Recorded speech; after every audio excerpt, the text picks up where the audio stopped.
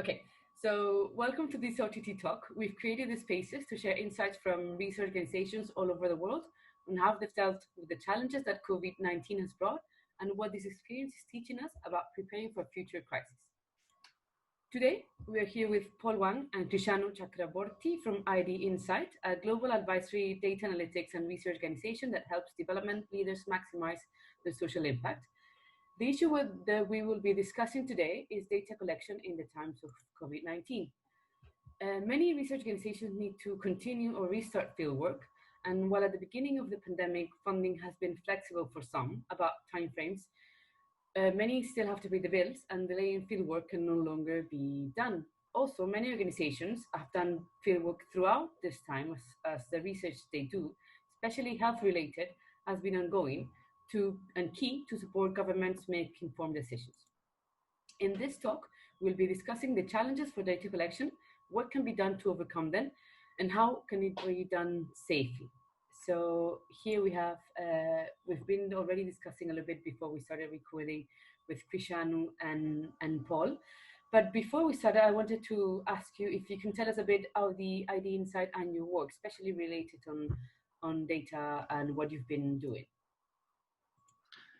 Sure, no problem. So IDinsight is a global nonprofit organization. Our work centers around Africa, all regions of Africa, India, and Southeast Asia.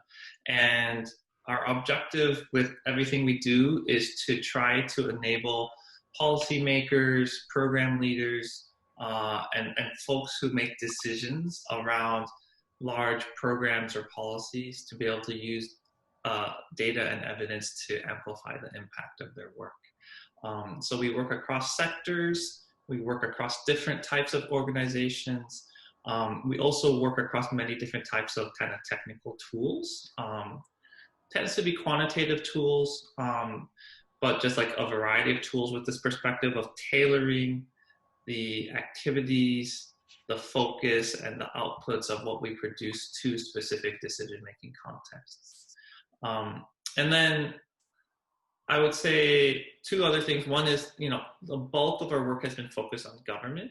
So a majority of our team is focused on advising government officials. And during COVID, we've been able to pivot a lot of our work just to address urgent COVID questions that are posed by our government partners. So I think, kind of our positioning before COVID was quite useful in a way to quickly respond to very new questions that were coming up because of the pandemic. Thank you. And Krishanu, I don't know if you want to share a bit of what you do as well within IDinsight and within what Paul was saying.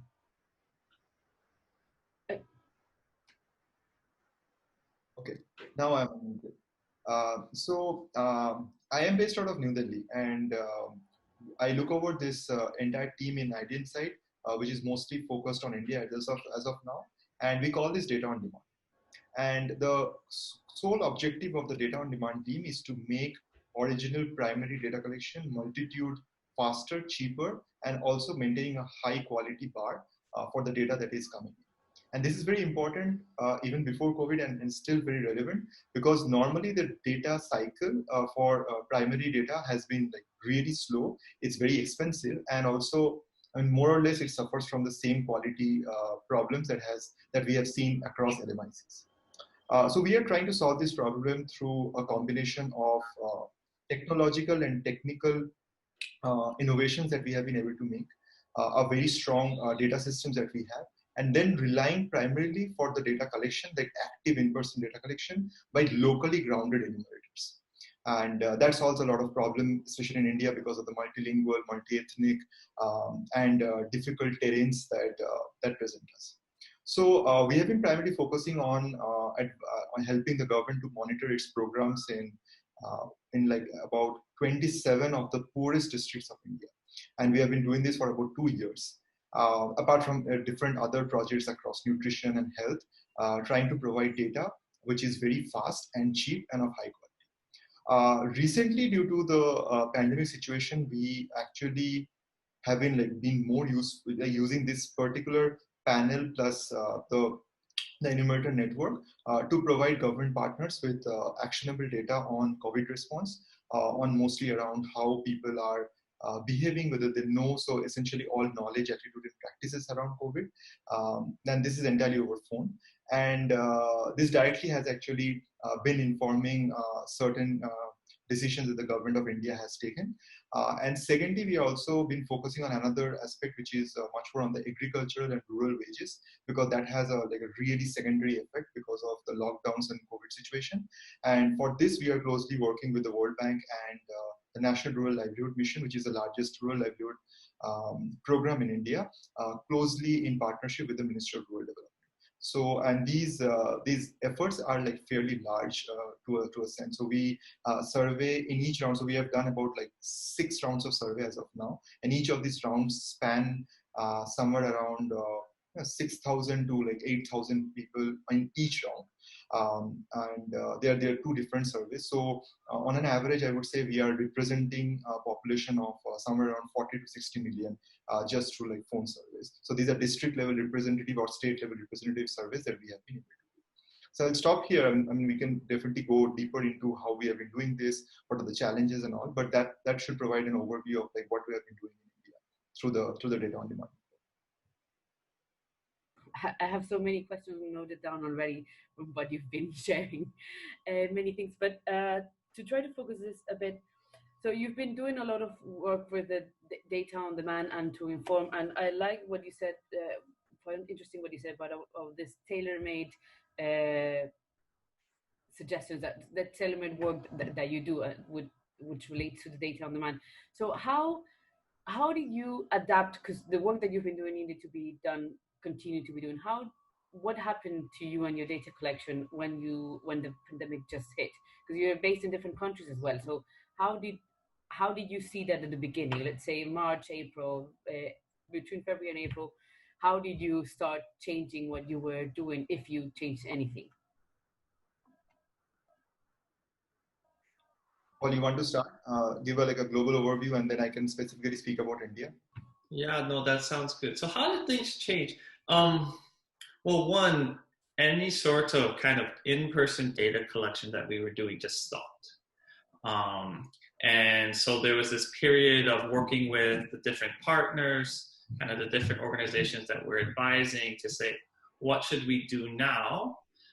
Should we just delay the timeline? Should we completely rethink our project? Some projects were canceled. Or should we kind of look for other avenues, like other ways to collect data, remote data collection, and so forth. I think there was also a shift in priorities for many of our projects to say, like, look, what we were primarily working on, maybe it was related to agriculture, like Krishanu said, actually takes a very different flavor or emphasis due to COVID. And so beyond data collection, just to rethink about what's the most important topic to be working on right now. But I think, Andrea, you mentioned that you want to also talk about kind of like some of those silver linings of COVID. Yeah. There were 2 things, and Krishanu, you might be able to speak to more. One is a lot of the survey efforts transitioned to phone surveys.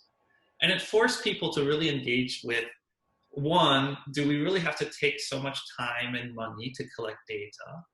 But then 2, really ask the hard questions about, well, what would be the limitations if you just did things over the phone? And how can we push the boundaries on what's possible regarding remote data collection? And I think that's quite positive, just to kind of push kind of norms and thinking forward about how to gather and use data. And I think another silver lining, which kind of affects all of IDinsight, is with COVID, right, like on Think Tank's mission, our mission also is really geared around trying to get policymakers to use the best available data and evidence. With COVID, I think it just really hit home for many decision makers, many policymakers. I need good data to handle this situation. And we found an emphasis on data and evidence to be much more acute than in many of our than previously, or in many other settings before.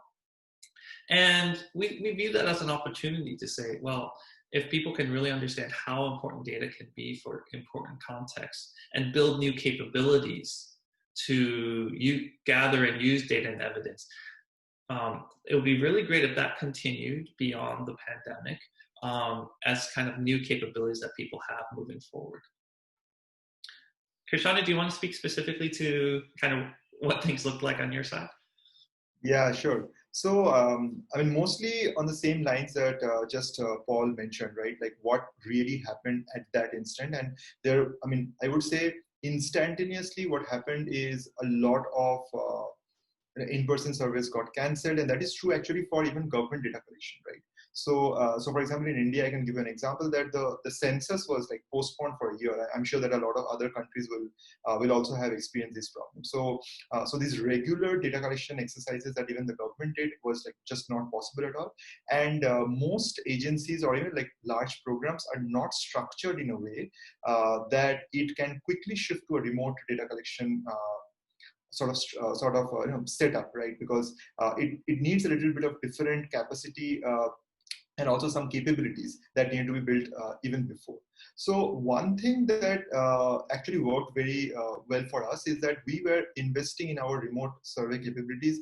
I mean, that's not. It's not to say that we actually foresaw the we could foresee the pandemic itself, but we always thought that one of the ways to get like faster and cheaper and still focus on really those data points that matter, remote surveys are anyways going to be a key tool in, especially in those areas or those countries where phone networks are good and average phone penetration is quite high.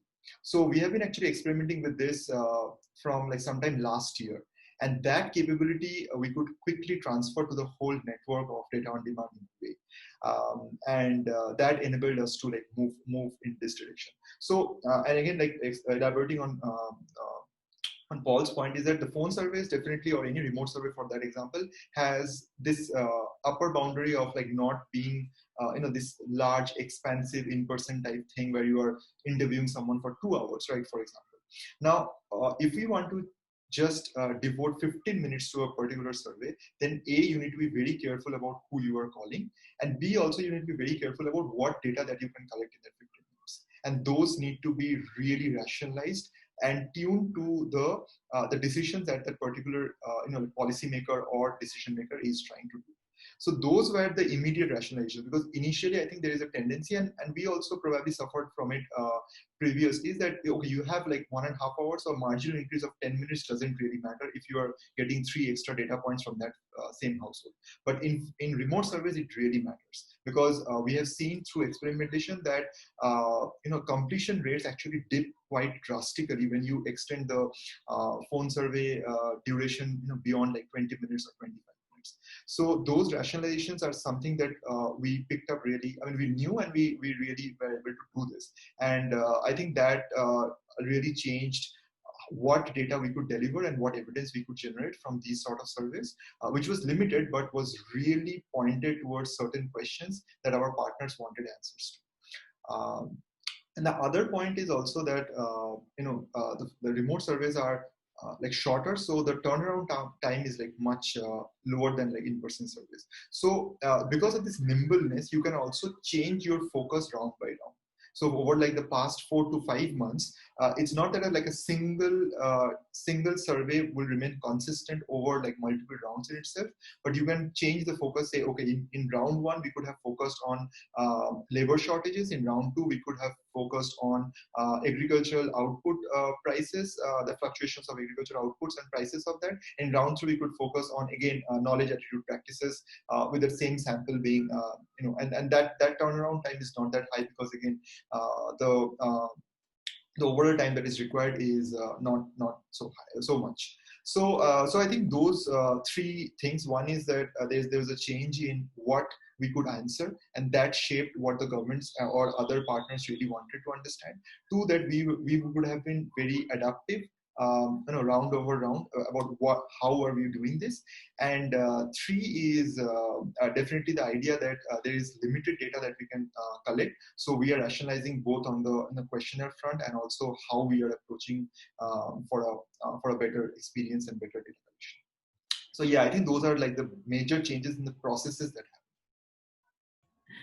This has been really interesting, and you've answered many of my upcoming questions while you were discussing, especially on the limiting of the data. When you were first discussing, mentioning, Paul, that you've changed your agenda. So it's a change in the on the agenda to respond more um, in a more agile way to what your governments in the countries that you're operating need to work on.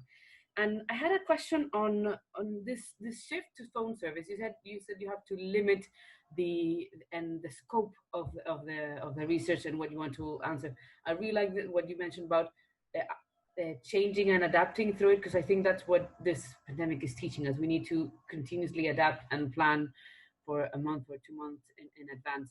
But has that affected the quality of the data in any way? Yeah, that's a good question. I'll try to take a shot at it. So so I think that has not, at least for us. As you would have seen, I mean, our model is predicated on the fact that we are absolutely, we don't absolutely compromise in any way on data quality at all, right? And so the way that we structure a particular data collection exercise is to focus really hard on where these data quality issues may come. And that may be at the level of enumerators, that may be also at the level of different supervisors on the field who are checking how things are going on in the field itself and giving a rating to this. So when we shifted to phone service, we tried to make sure that all mostly all the type of data checks that we do in in-person service are here in phone service also. And what our data systems team actually did was to enable what we call as audio audits. So essentially, we have, and this is actually now pretty standard practice in a lot of organizations, is to be able to record that whole call on both ways, right? Like from the both the respondent and the interviewer side. And if you have a group of really trained enumerators looking at these surveys, listening to these surveys on a daily basis and quickly getting that feedback out on the ground, which we call as audio audits, that provides a really high bar on whether we actually accept that data point. Okay. So that's like obviously like one big check. Because in a distributed network, you can understand that we are working with 300, 400 people at any point of time who are facing phone calls after phone calls every day and doing this. So a random subsample based checking, which through audio audits, is one that we do not compromise on at any point of time. So that's one. And this is apart from all other data-based checking, which is essentially focused on the data that's coming in and whether inconsistencies on that. So logical checks and so on and so forth. So that system was anyways already built even for in-person service. So a combination of these logical checks in the incoming data, a combination of these audio audits, and also a really I would say strong focus on remote training. And we already used to do a lot of remote training. So we actually make videos of different modules and send it to people. And then there's a quizzes and tests and so on and so forth. So training and then continuous focus on data quality, both through audio audits and what we call as high frequency checks, ensure that the data quality is at the highest. And we actually reject surveys or survey or data points based on unacceptable data qualities. So yeah, that's the thing. But I would actually make a comment here. I think that overall, I don't think a lot of people still realize how important data quality is, and that has been like one of our endeavors to help create that standard in the market where people actually start demanding high quality data, because we are always concerned about that. I need this data in within an X amount of budget and within this Y number of days. But no one really speaks that, okay, if I do a random check of your data, I want to see that like no data quality check is skipped for that matter. So so yes, so I think that this is also an important conversation for this entire ecosystem in a way, to understand why data quality is really important and why you should be focusing on data quality even for remote service in the same way that you've been focusing for in-person service. Yes. I'll just add on quickly to what Krishanu said. I think so we were fortunate to have experience with these phone surveys beforehand and kind of have tested out some of these mechanics.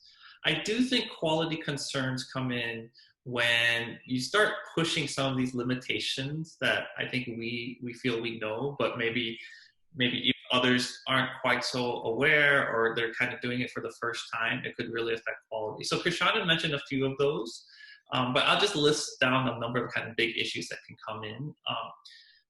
So one is just around sampling, how you can get the right kind of set of people to call. Another is non-response, so you're calling people but they're not answering their phone, or their phone is switched off, etc. Another is just around training of enumerators doing the calling and making sure they're qualified. So those three weren't really a problem for us because we had these mechanics already going.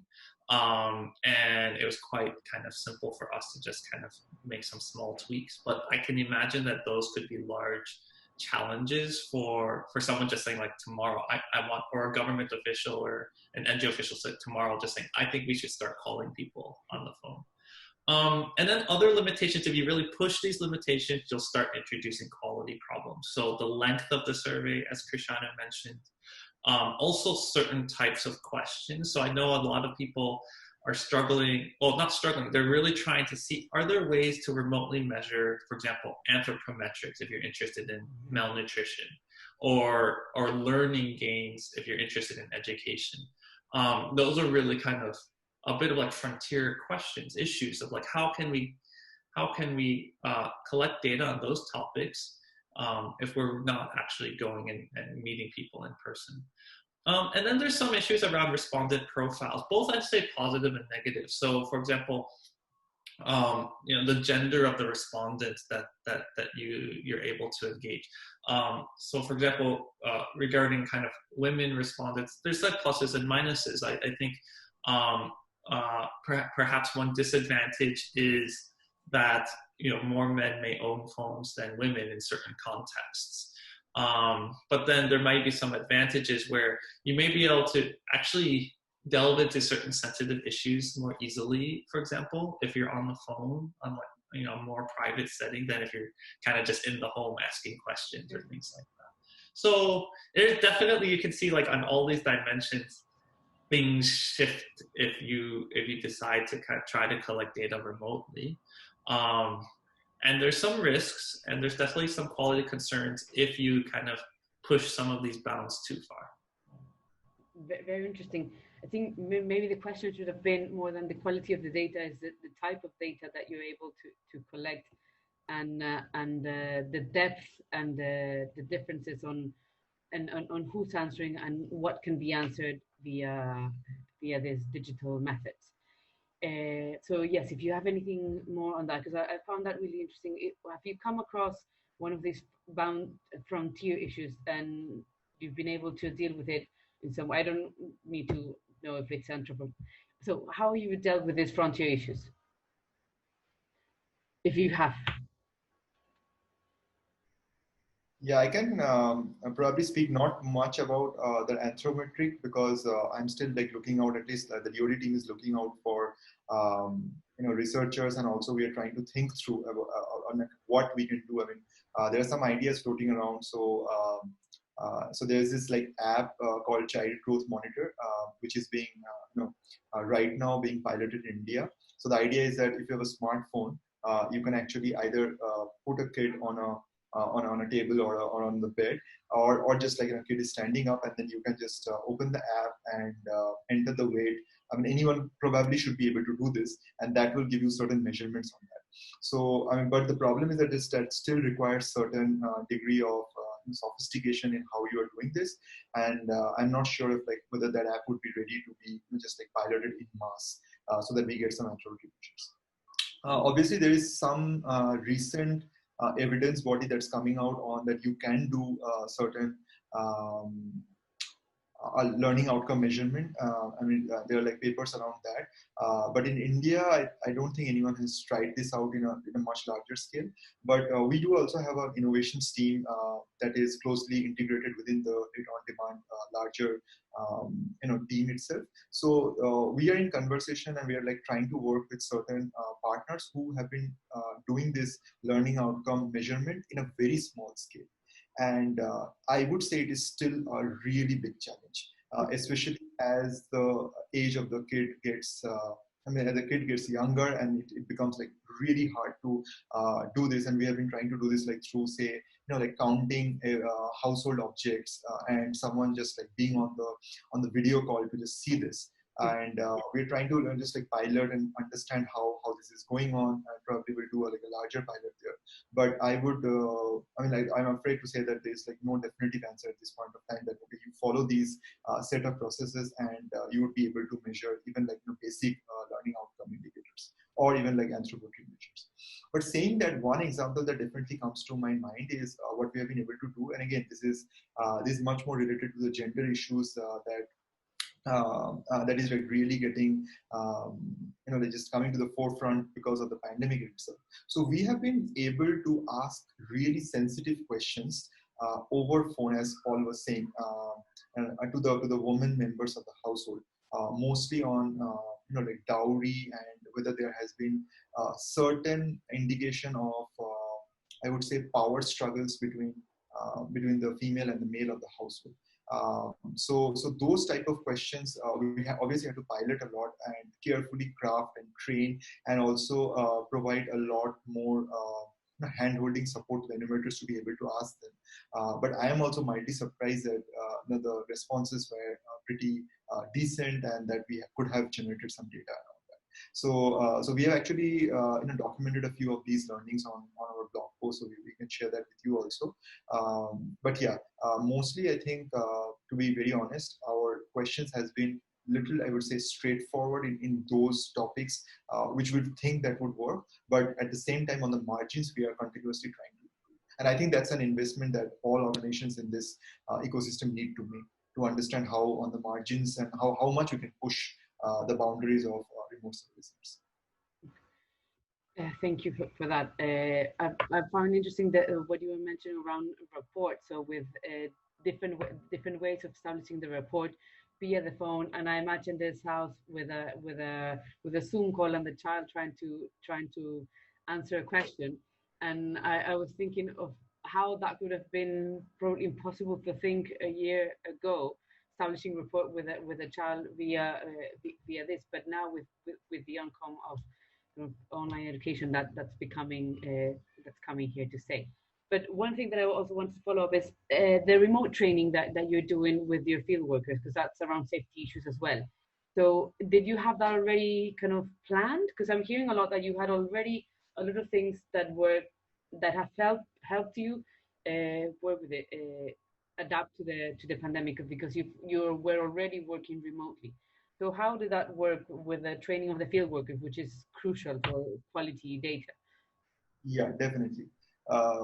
That's a very good question, actually. So our model is based on this cascading levels of responsibility. So there is obviously a level of enumerators who are, again, like locally grounded, and at the district level we have a supervisor, and then there's a supervisor at the state level, and so on and so forth. Right. So what we used to do is for a certain like state level supervisors previously, before the pandemic hit, we had in-person trainings, and then these supervisors actually used to go back to their places and then assemble the district level coordinators and do trainings and all. And a few of these smaller surveys, we are already experimenting on how to entirely do this thing without calling anyone physically. So that is a combination of creating module-based educational videos that can be shared over YouTube, because that's like one of the easiest way to share, instead of getting onto a platform, because people are used to YouTube videos, right? So we have a setup of say for example there is a complicated question, but module by module we have created that repository of videos that explain each module to a layman in a sense, which is enumerators in this case. Now, what happens is that we don't only rely on recorded materials, but also follow these training sessions up with in-person sort of facilitated training, but everything on an online platform. So either it is like through a Zoom or like Google Meets or something like that. And that's like sort of a live discussion and a trainer-led training model. So the trainer-led training model happens first, and then it is followed by this series of YouTube videos which people can look into. And then where the real test comes is where we actually take quizzes based on to understand what the understanding level is. And those quizzes actually decide who from our large enumerator network will be eligible to actually do this survey. Because we have a pretty high cutoff on who makes the cut actually for a particular survey. And if needed, we also do retrainings. And this whole cycle of like training and retraining and like looking into videos actually prepares this network to be able to be ready to be able to take on really complicated surveys with fully remote, like no contact training at this point. And I think that we will be maintaining till the pandemic subsides, at least in India. And parts of it, I think we are now comfortable in actually continuing when in-person survey starts. Thanks for that. And then I think wary of the time, what of these changes are here? Which of these changes are here to stay? How do you see the future? How do you see the future? And if you can. Yeah, I'll take a stab, and I'll say part of this is like my guess, but part of it is also my hope. I think I mentioned a bit before, kind of just COVID and the response has worked people's muscles around how to use data and evidence. And we're seeking for that to stay. That when you start then moving on to other issues, or when COVID kind of dies down, that these capabilities stay and become more just like a permanent expectation and norm within decision-making settings. Mm-hmm. We also hope that, we definitely know that some of these data collection innovations and improvements will stay. That even if you have no more constraints and you can still do in-person surveys, that all these things that Krishanu mentioned around training, data quality control, also expectations around time and cost, mm-hmm. Will shift and will remain kind of in this kind of more efficient state of being, and not necessarily going back to all the old practices. And yeah, so I think that there definitely is this silver lining that we are anticipating, and we think is quite valuable. I mentioned one more, which is a lot of what Krishanu is talking about with innovating a data collection. You can use the term innovation, or you can use the term research. Mm-hmm. But as we know, even from the drug trials, vaccine trials, all these things, all the way down to kind of what we're talking about with data collection, people want the research as fast as possible, right? They want to say like, okay, how efficiently can we do this, because this is an important issue. And so if some of those learnings can also just make research just generally more efficient, mm-hmm. While still maintaining quality and managing risk, I can only think of that as a positive development going forward. Krishanu, do you have other thoughts?